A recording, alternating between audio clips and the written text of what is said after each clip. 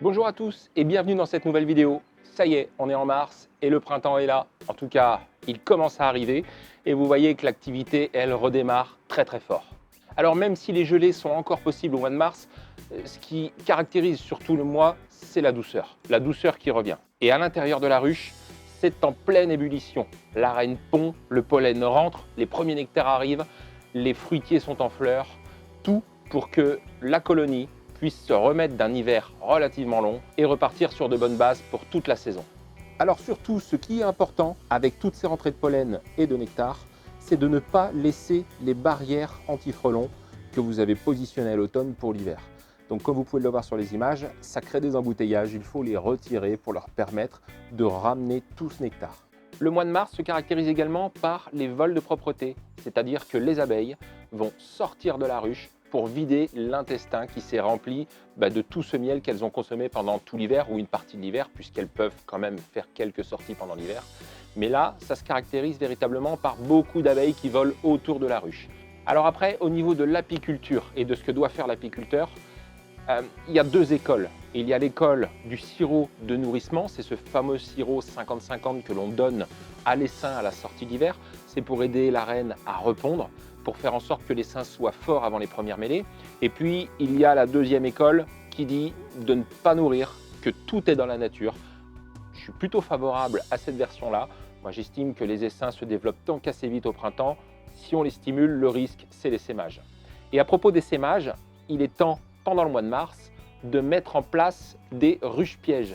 Alors je vous encourage à regarder donc dans un premier temps le tuto comment réaliser une ruche piège, et puis vous allez voir que dans les liens sur avoruche.com, vous avez également l'an dernier ou il y a 2 ans, j'ai récupéré un essaim d'essaimage, issu d'essaimage avec une ruche piège, et je l'ai filmé en 3 étapes. Donc ça, vous pouvez aller le voir également sur le site avoruche.com. Alors bien sûr, le mois de mars, c'est également le mois où les abeilles vont chercher l'eau. Elles cherchent les premiers points d'eau en sortant de la ruche. Donc il est important dès le début du mois de mettre en place des points d'eau artificiels si vous êtes éloigné d'un point d'eau naturel, ou alors si vous avez, comme moi, j'ai pu vous le montrer dans d'autres vidéos, un bassin à proximité du rucher, c'est de faire en sorte que les abeilles ne se noient pas à l'intérieur. Donc il existe également une vidéo qui vous explique toutes les solutions pour mettre en place de l'eau pour nos abeilles.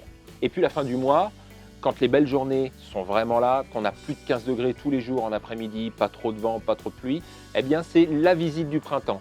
Et pour cette visite aussi, il existe une vidéo pour vous expliquer quoi faire au moment de la visite de printemps, quoi vérifier à l'intérieur de la ruche. Et cette visite de printemps, vous pouvez la compléter avec la division des ruches pour créer vos essaims artificiels. Alors au moment où vous allez faire votre visite de printemps, il est important également d'avoir toujours un plateau de rechange propre. C'est simple, vous avez les 2 attaches de chaque côté.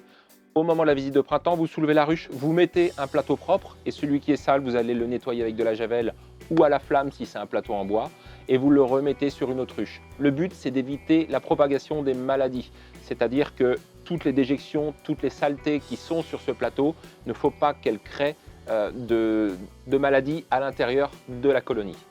Enfin, le mois de mars, c'est le bilan de l'hiver. Il est important de comprendre ce qui s'est passé dans nos ruches pendant l'hiver, justement grâce à la visite de printemps, faire vos essaims artificiels là où les essaims sont les plus forts. Mais il est important également d'observer la planche d'envol pendant quelques temps. Quand on observe une planche d'envol au printemps, on arrive à comprendre comment se développe la colonie, selon l'apport de pollen qu'elle a, selon la quantité de voyages qu'elles font par jour. Quand vous en avez plusieurs, c'est bien plus simple pour regarder lesquelles sont les plus faibles. Et à ce moment-là, si une ruche est véritablement faible et qu'il n'y a pas d'autre solution que la stimulation avec un sirop, prenez la stimulation. Mais il peut être intéressant également, pourquoi pas, de remplacer la reine si elle n'est pas assez motivante pour la colonie, car les faux bourdons sont déjà là. Voilà, j'espère que cette vidéo répondra à vos questions, qu'elle a été suffisamment claire. Et n'hésitez pas à vous abonner à notre chaîne YouTube pour regarder toutes les vidéos que j'ai pu énumérer pendant mes explications. C'est-à-dire de l'eau pour nos abeilles, la ruche piège, les vidéos de l'essaim qui rentre seul dans une ruche piège, la visite de printemps et réaliser un essaim artificiel. Voilà, je vous dis à très bientôt. Bye!